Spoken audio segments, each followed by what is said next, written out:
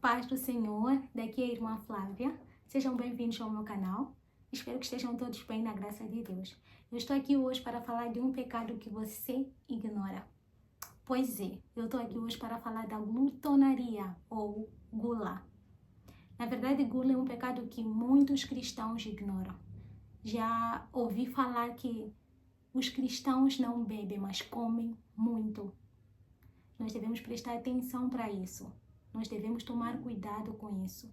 Assim como nós nos preocupamos tanto com os outros pecados, nos preocupamos tanto em fugir dos outros pecados, devemos igualmente nos preocupar em fugir da gula. Eu vou ler aqui a palavra de Deus no livro de Gálatas 5:21.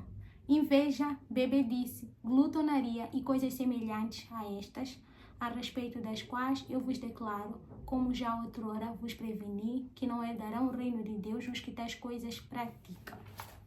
Conseguimos ver aqui que gula faz parte dos outros pecados que são apontados aqui como os pecados que aqueles que praticam não herdarão o reino dos céus. Na verdade, tudo que é pecado faz com que as pessoas não herdem o reino dos céus. E a gula é um pecado que várias vezes nós cristãos temos ignorado.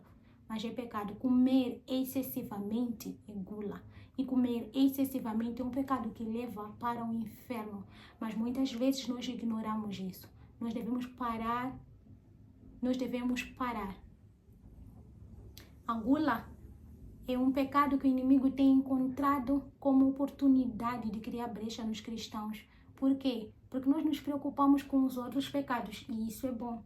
Nós nos preocupamos em fugir de todos os outros pecados. Isso não é ruim. Mas é ruim quando nós ignoramos este pecado, que é tão grave quanto os outros, que quem pratica também não herdará o reino dos céus. Nós temos que prestar atenção. A gula é um pecado que leva para o inferno, assim como os outros pecados. Nós devemos prestar atenção para isso. Nós devemos fugir da gula. Por isso eu digo hoje para ti, fuja da gula. Fuja de comer excessivamente. O pecado da gula traz outros pecados. A palavra de Deus diz que nós somos o templo do Espírito Santo.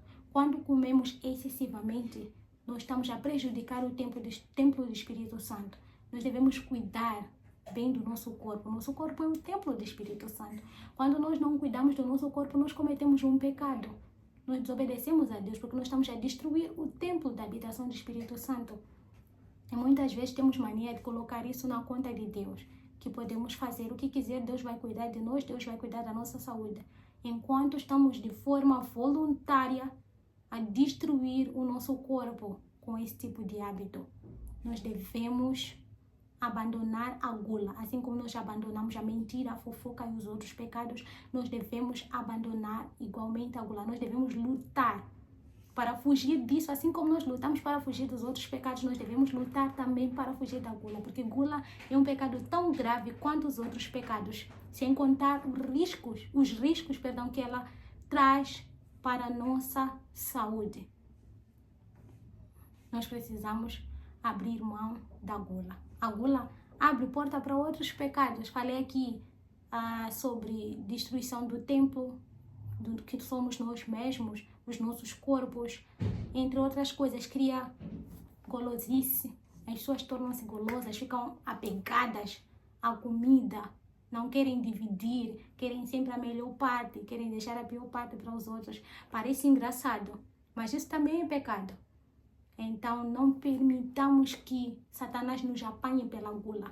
Não permitamos que o Satanás nos apanhe pela boca. Não permitamos que o Satanás nos apanhe pelo ventre. Tem um versículo da Bíblia que fala, o seu Deus é o ventre. Isso faz referência às pessoas que comem demais. Então, nós não devemos fazer do nosso ventre o nosso Deus. Nós não devemos comer excessivamente. Nós não devemos ter um apego pela comida. Nós devemos prestar atenção para isso, porque isso é algo muito grave e é um pecado que nós, muitos cristãos, temos ignorado. Devemos prestar atenção para isso. E eu espero que essa mensagem tenha servido para te alertar. No nome de Jesus, bênção, até a próxima.